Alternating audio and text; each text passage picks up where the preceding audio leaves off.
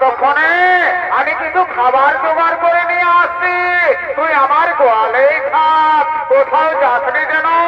আমি এক্ষুনি আসবো, এক্ষুনি আসবো, এক্ষুনি আসবো।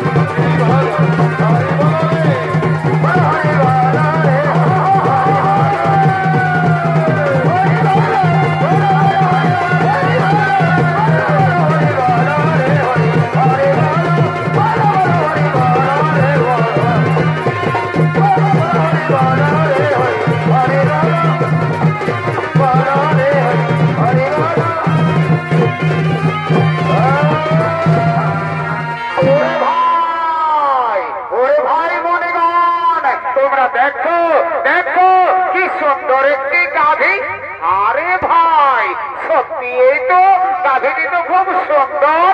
আরে ভাই শোন শোন শোন শোন শোন, তোরা জানিস না এই গাভী হলো স্বর্গীয় গাভী সুরভির কন্যা।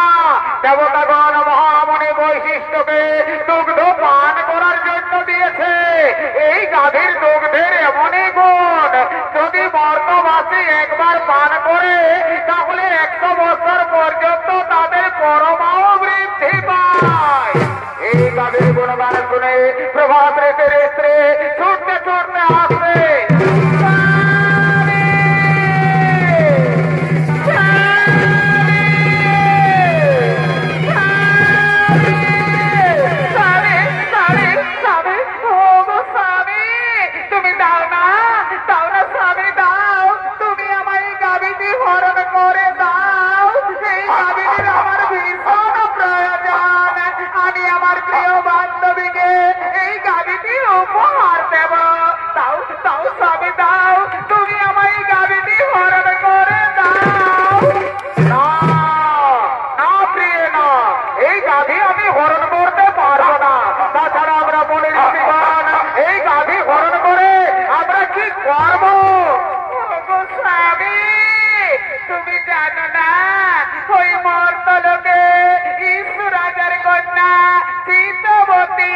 আমার প্রিয় বান্ধবী, এই গাভীটি আমি তাকে উপহার দেব।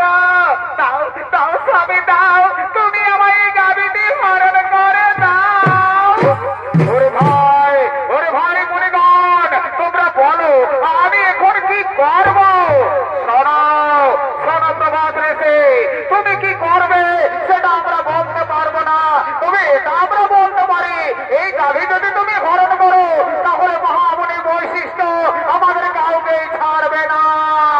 স্বামী স্বামী গো, ও গো স্বামী, তুমি দাও না স্বামী দাও, তুমি আমার এই গাভীটি হরণ করে দাও।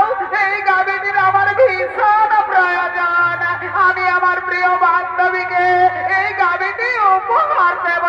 দাও দাও স্বামী দাও, তুমি আমার এই গাভীটি হরণ করে দাও। ওরে ভাই মুনিগণ, তোমরা একটু দাঁড়াও, আমি এক্ষুনি এই গাভী হরণ করে নিয়ে যাচ্ছি।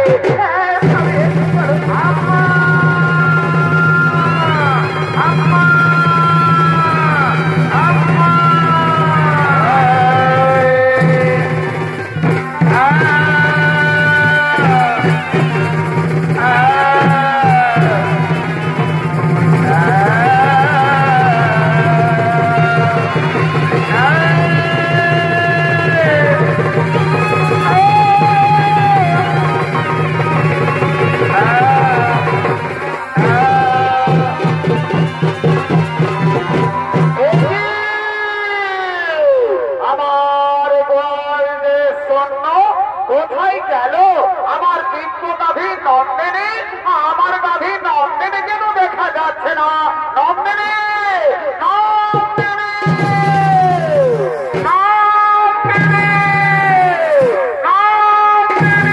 তাই তো আমার দিব্য গাভী নন্দিনীকে তো কোথাও দেখা গেল না, তাহলে আমার গাভীকে নিশ্চয়ই কেউ হরণ করে নিয়ে গেছে। আমার এই ধান যোগে দেখতে হবে কোথায় গেল আমার দিব্য গাভী নন্দিনী। বুঝতে পেরেছে অষ্টবশ তোমরা এতে দিনে আমার অতি মনোরমা আশ্রম দর্শন করার জন্য তোমরা আমার দিব্য গাভী নন্দিনীকে হরণ করে নিয়ে গেছো মর্তলোকে। যাও, আমি তোমাদের অভিশাপ দিচ্ছি, মর্তলোকে মানব কুলে জন্ম নেবে তোমরা।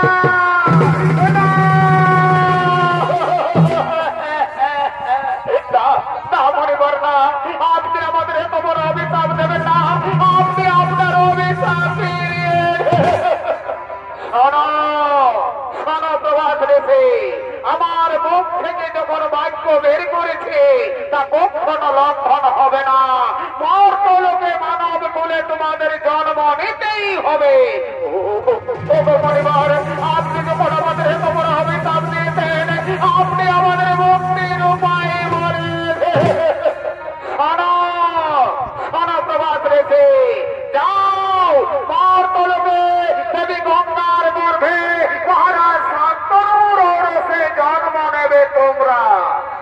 বাকি 7 জন ঋষি যারা তোমার সঙ্গে ছিল তাদের অপরাধ একটু কম, তাই তারা জন্মের পরেই মুক্তি লাভ করে ফিরে আসবে এই গোলকে। আর যেহেতু তুমি তোমার স্ত্রীর কোথায় আমার দিব্য কবি নমকে দিকে হরণ করে নিয়ে গেছো মর্তলোকে, সে কারণে তোমাকে তারা জন্ম কাটাতে হবে মর্তলোকে। জন্মের সময় তোমার নাম হবে দেবব্রত, পরক্ষণে তুমি ভীষণ প্রতিজ্ঞা করার ফলে তোমার নাম হবে ভীষ্ম। আমার আশীর্বাদ, আমার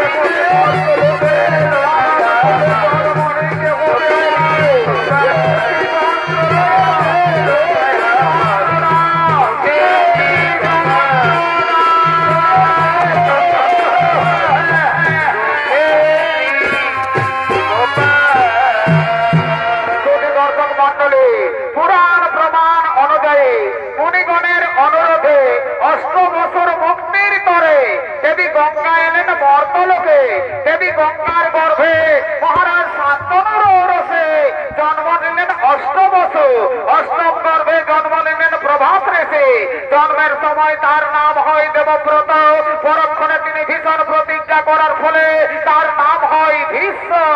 আর এদিকে কাশীরাজের কন্যা অম্বা, কাশীরাজের কন্যা অম্বা সে সৌভাধিপতি শাল্যরাজের প্রেমে পড়েছে। তাই সৌভাধিপতি শাল্যরাজ অম্বার সঙ্গে দেখা করার জন্য চলেছে নির্জনে।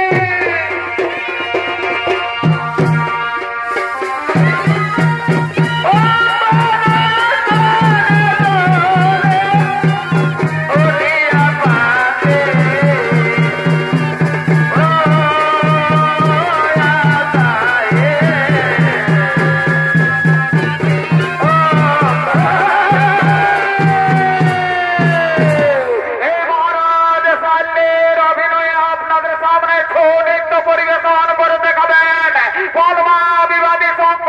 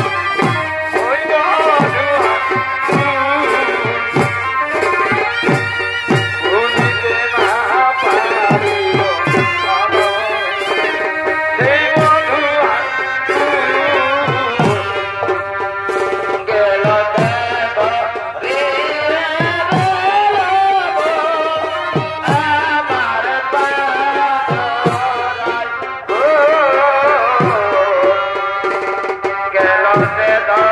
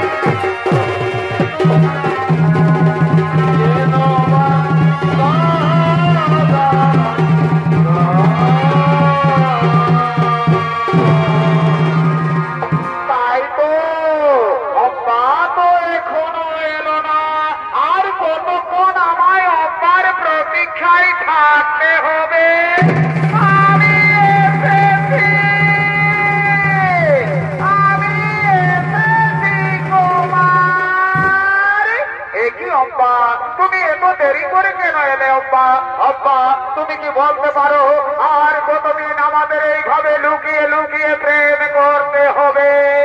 কুমারী, আর আমাদের এইভাবে বেশি দিন লুকিয়ে লুকিয়ে প্রেম করতে হবে না। আগামীকালই তো আমাদের সম্বর সভা। আপনি আমার সম্বর সভায় যাবেন। আমি আপনার গলায় মালা দিয়ে আপনাকে আমি স্বামী রূপে বরণ করে নেব কুমারী। আব্বা, তুমি সত্যি বলছো তো আব্বা? তুমি আমার গলায় বড় মাল্য দিবে তো? হে কুমারী, যার সঙ্গে আমার এতদিন থেকে ভালোবাসা, আমি তাকে ছাড়া কি আর অন্য কোন পুরুষের গলায় মালা দিতে পারি কুমারী? তাই তাই তুমি আমারই, তুমি আমারই, তুমি আমার। আব্বা জানো আব্বা, আজ আমার কি আনন্দ হচ্ছে, আজ আমায় আনন্দে নাচতে ইচ্ছে করছে আব্বা। সত্যি বলছে কুমারী, আমারও তাই। আজ আমায় আনন্দে গাইতে ইচ্ছে করছে। এ জীবন তোমাকে দিলাম অববন্ধু। আরে বাহ, তুমি শুধু ভালোবাসা দিও। আরে বাহ, অববন্ধু, তুমি শুধু ভালোবাসা দিও। আরে চোখের চোখ তুমি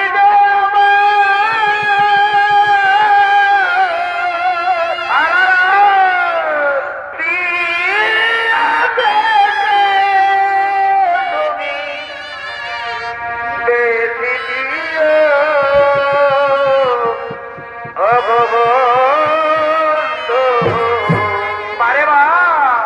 তুমি শুধু ভালোবাসা দিও। ও বন্ধু, তুমি শুধু ভালোবাসা দিও। ভালোবাসা দিও। ও ও ও ও ও ও ভালোবাসা দিও। ভালোবাসা দিও। এখানে আসা আমার অনেক দেরি হয়ে গেল আব্বা।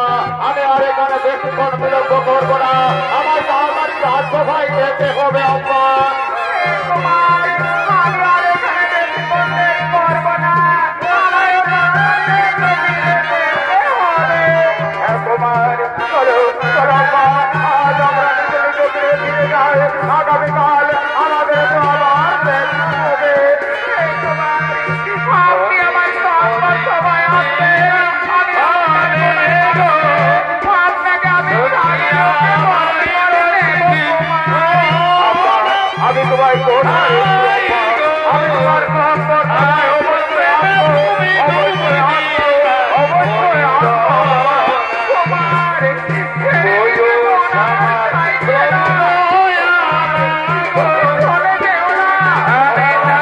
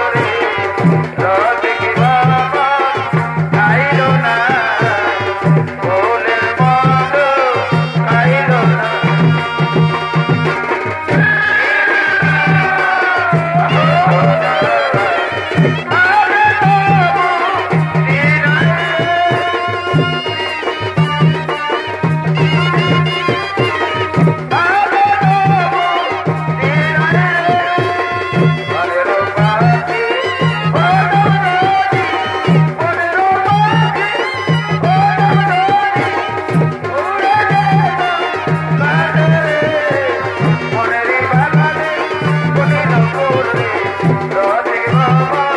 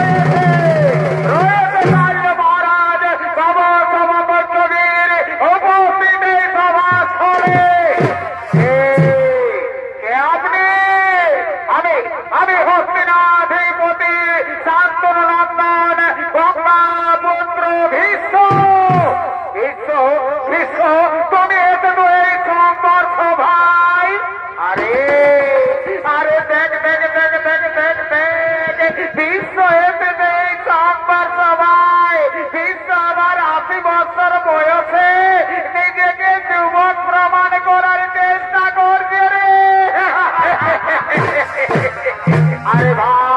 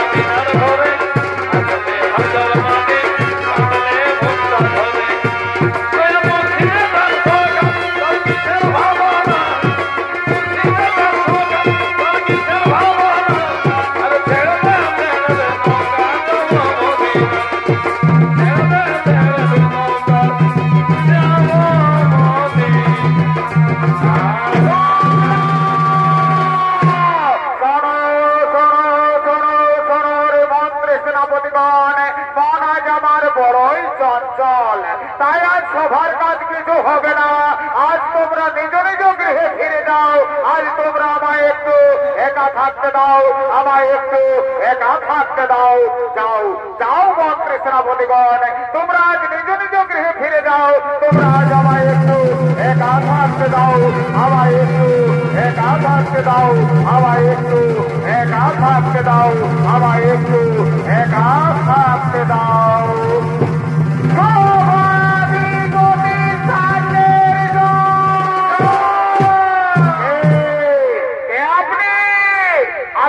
আমি হস্তিনানগরের মহামন্ত্রী, আপনার বাগদত্তা স্ত্রীকে আমি আপনার কাছে এনে দিয়েছি মহারাজ।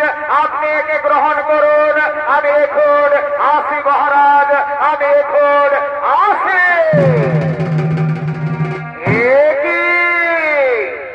একই অম্মা, তুমি এসেছ? পারে স্ত্রী তো স্বামীর কাছেই আসবে। আমি এখনো মনে প্রাণে বিশ্বাস করি তুমি আমার স্বামী। নাও, তুমি আমায় নাও, তুমি আমায় গ্রহণ করো। যে হাত ধরে ভীষ্ম তোমায় রোদে তুলেছে, সে হাত আমি আর স্পর্শ করতে পারবো না। যে মুহূর্তে ভীষ্ম তোমার হাত ধরেছে, সেই মুহূর্তে তুমি ভ্রষ্ট হয়ে গেছো, তুমি উদ্দিষ্ট, তুমি গৌরবহীনী।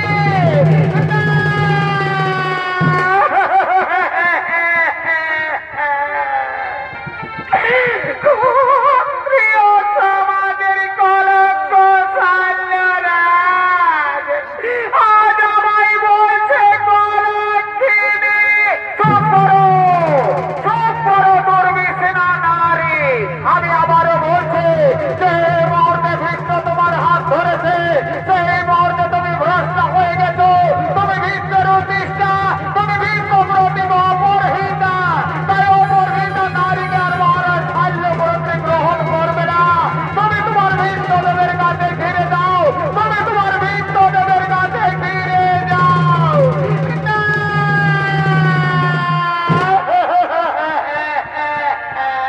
দীনবন্ধু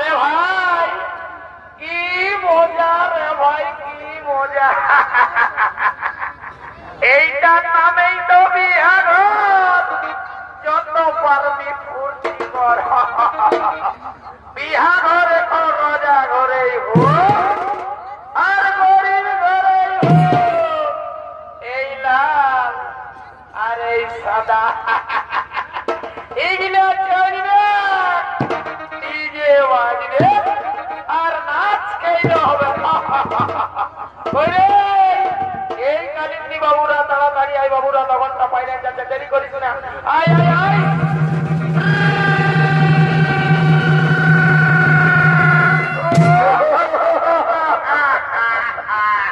আরে ভাই বাজা বাজা বাজা এইটাই তো বিহা ঘরের মজা ঠিক আছে গানাটা হোক তবে এই বাজনাটা হবে আরে রঙিনী বোতল দেখলে আমার এই মাথা দেখো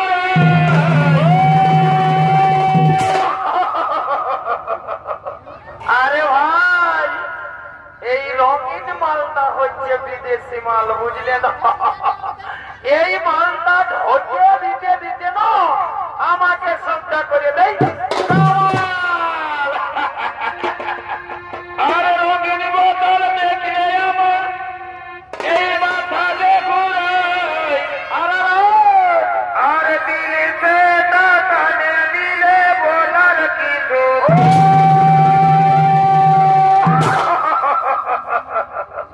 আরে ভাই এই দিল সে মালটা হচ্ছে আমাদের দেশি বুঝলে না ওই জন্যই আর আদরটা একটু বেশি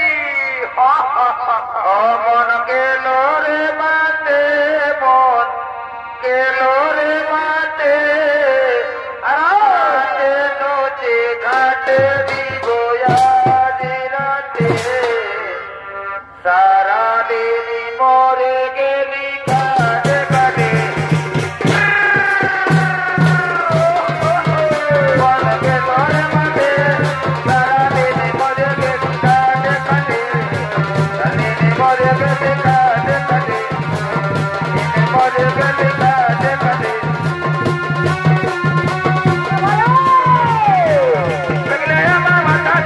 Hey!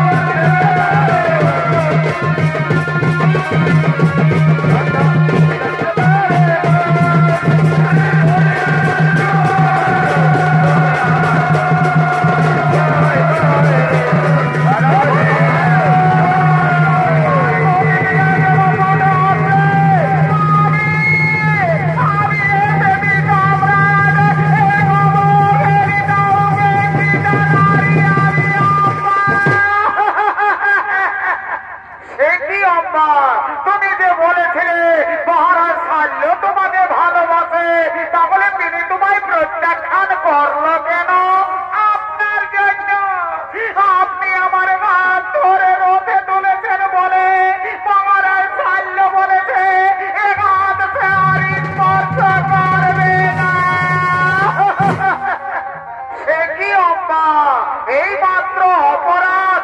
চলো আম্মা, আমি তোমাকে নিজে মহারাজ সাল্যের কাছে পৌঁছে দেবো। আমি